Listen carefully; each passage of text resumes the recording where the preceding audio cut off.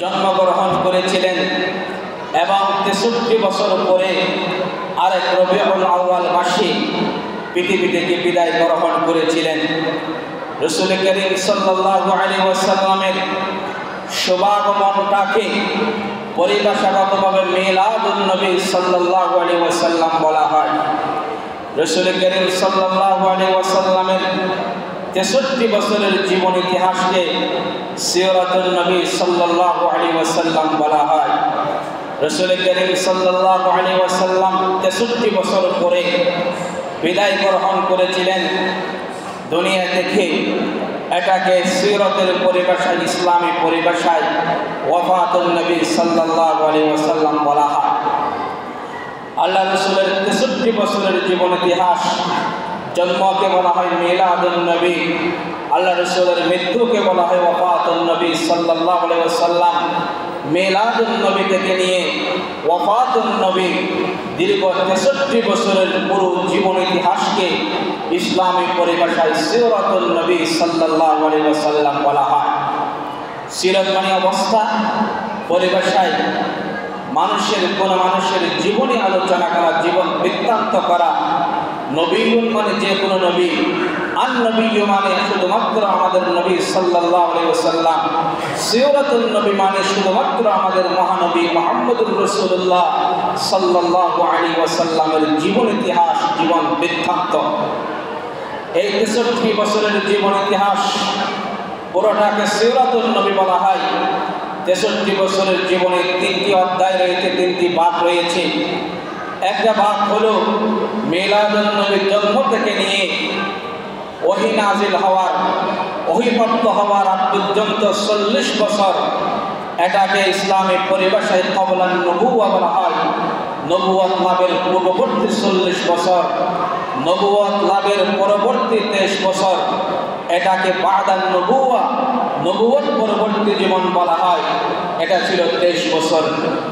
নবুয়ত প্রাপ্তির ২৩ বছর, এখানে দুটি অধ্যায় রয়েছে।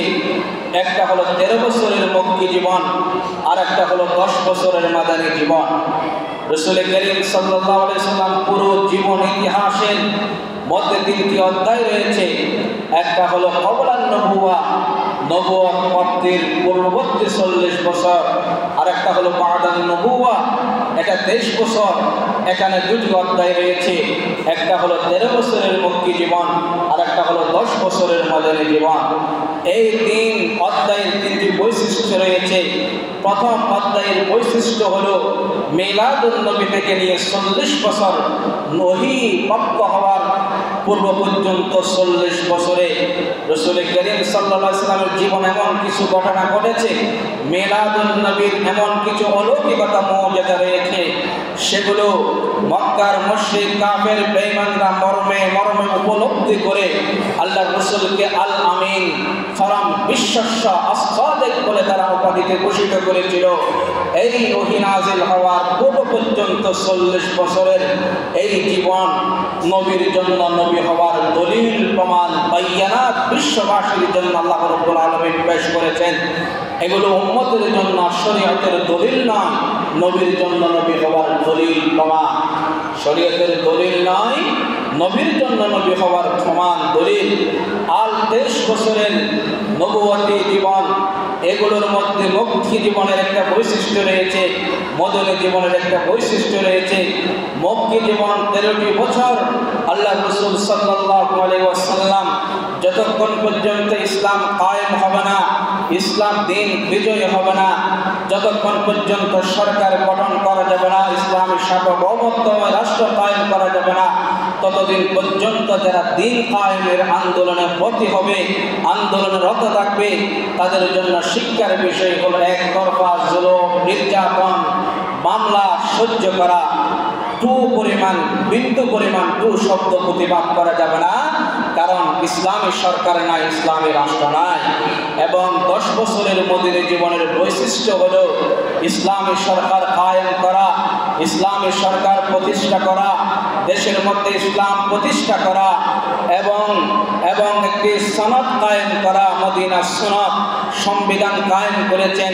এবং মদনী জীবনের 10 বছরের বৈশিষ্ট্য হলো বিশ্বের মানচিত্রে রাসূল করিম সাল্লাল্লাহু আলাইহি ওয়াসাল্লাম যুদ্ধ 66টি ঐতিহাসিকদের প্রসিদ্ধ বিবরণ মতে 66টি যুদ্ধ পরিচালনার মাধ্যমে, জিহাদ পরিচালনার মাধ্যমে সমাজ থেকে সন্ত্রাসকে উৎখাত করেছেন, সমূলে বিনাশ করেছেন, মূলোৎপাটন করে বিশ্বের মানচিত্রে শান্তিময় একটি রাষ্ট্র পৃথিবীবাসীকে উপহার দিয়েছিলেন। পৃথিবীর ইতিহাসে প্রথম একটি সনদ সংবিধান উপহার দিয়েছিলেন, শান্তিময় রাষ্ট্র উপহার দিয়েছিলেন। মদনী জীবনের 10 বছরের বৈশিষ্ট্য হলো একতরফা সন্ত্রাসীদের নির্যাতন সহ্য করা যাবে না। সন্ত্রাসীরা যখন আক্রমণ করবে তখনই প্রতিহত করার জন্য পাল্টা আক্রমণ করতে হবে। তবে জিহাদের জন্য শর্ত আছে। একটা শর্ত হলো পূর্ণ তাওয়াক্কুল, আস্থা আল্লাহর প্রতি থাকতে হবে। 2 নম্বরের শর্ত হলো তোমার কাছে যুগোপযোগী ট্রেনিং থাকতে হবে। শত্রু যেই মানের ট্রেনিং প্রাপ্ত, তোমারও সেই মানের ট্রেনিং প্রাপ্ত হবে, ট্রেনিং তোমার কাছে থাকতে হবে। 3 নম্বরের শর্ত হলো শত্রুরা যুদ্ধের মাঠে যেই মানের অত্যাধুনিক অস্ত্র ব্যবহার করবে, তোমার মাঝে সেরকমের যুগোপযোগী অত্যাধুনিক অস্ত্র থাকতে হবে, না হয় সেখানে জিহাদ হয় না। তাওয়াক্কুল আল্লাহর কাছে নাই। তাওয়াক্কুল হলো ইহুদি